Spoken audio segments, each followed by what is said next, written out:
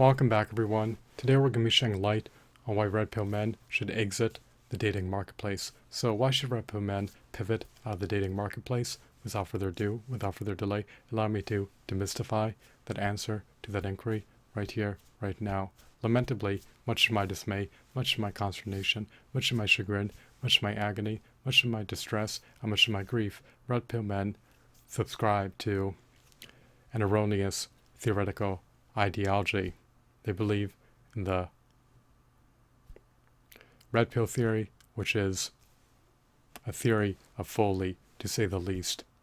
They believe that if they ameliorate, augment, enhance, and significantly improve their mutable qualities, that they'll have a high probability, that they'll have a high likelihood to be successful in the dating marketplace. However, that cannot be further from the truth. They have no purview over whether or not females deem them to be attractive. Females are attracted to men who have a tall height in tandem with an attractive face. You may improve all these mutable qualities about yourself, however, it will have negligible bearing on rendering you all the more attractive to females. So, a red pill man may develop a compelling personality. He may become all the more charming, all the more charismatic. He may attain robust social skills. He may attain top-notch rhetoric. He may become all the more confident and competent.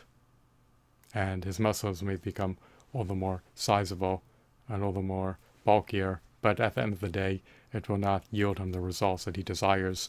For instance, if he has a short stature and an unattractive face, females will not look past that. They will not overlook that. And they will still deem the man to be unattractive, irrespective of the merits of his other qualities. These are the grim, bleak, dismal realities of the dating market. Females have already parameterized what they look for in males. They have a stringent criterion of what they deem to be attractive.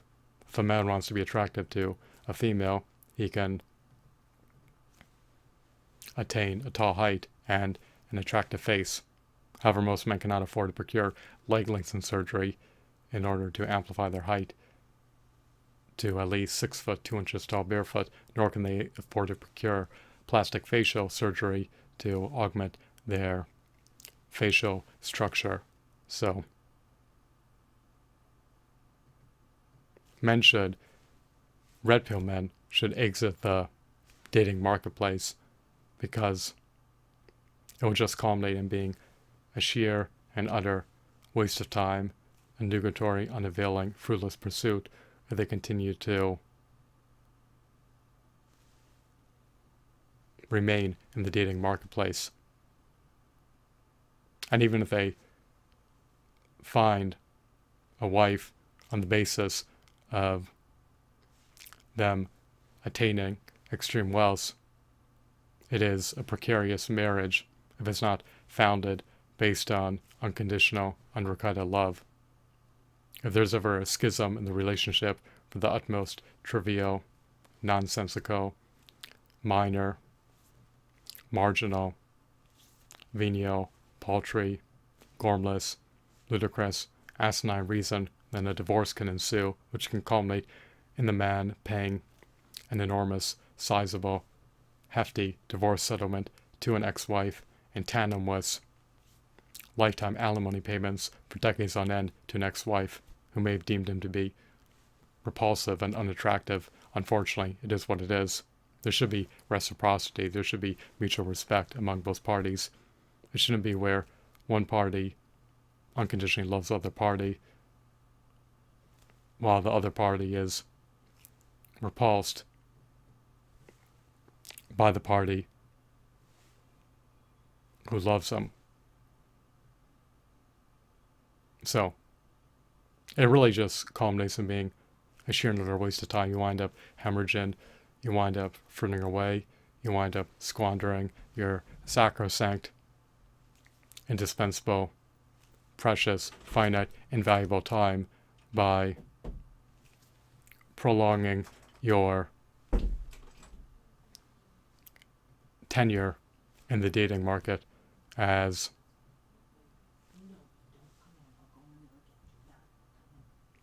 a candidate for a long-term relationship.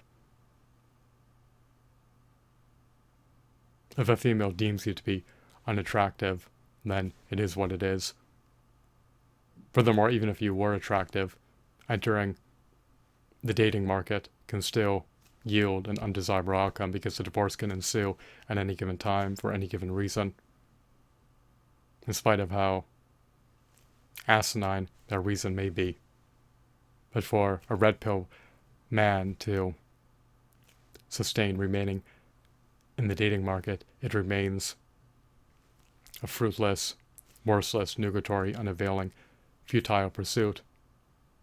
His chances of being successful in the dating market are infinitesimal, and if he forms a marriage or relationship that's not based on unconditional love,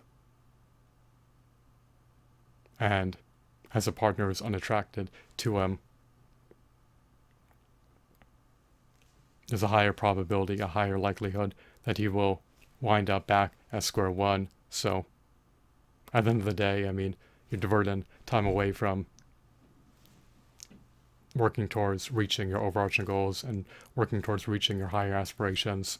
You should focus on manifesting the quintessential version of yourself into reality and not being subservient to someone who deems you to be unattractive.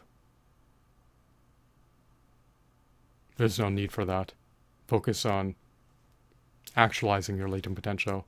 Focus on increasing your competencies, your knowledge, your depthness. Focus on ameliorating other facets of your life. Do not live your life to appease someone who is unappeased. Do not live your life to appease someone who is implacable. Focus on improving yourself and do not play these little games in the dating market. If a female deems you to be unattractive and forms a marriage with you, is more than likely going to culminate in a divorce. And why would you want to be subservient, docile, and obsequious to someone who doesn't unconditionally love you? It just does not make any sense. But a man should exit the dating market, a red pill man, because he should safeguard his time and not needlessly squander it away in the dating market. I hope that you deemed this video to be enthralling as well as insightful.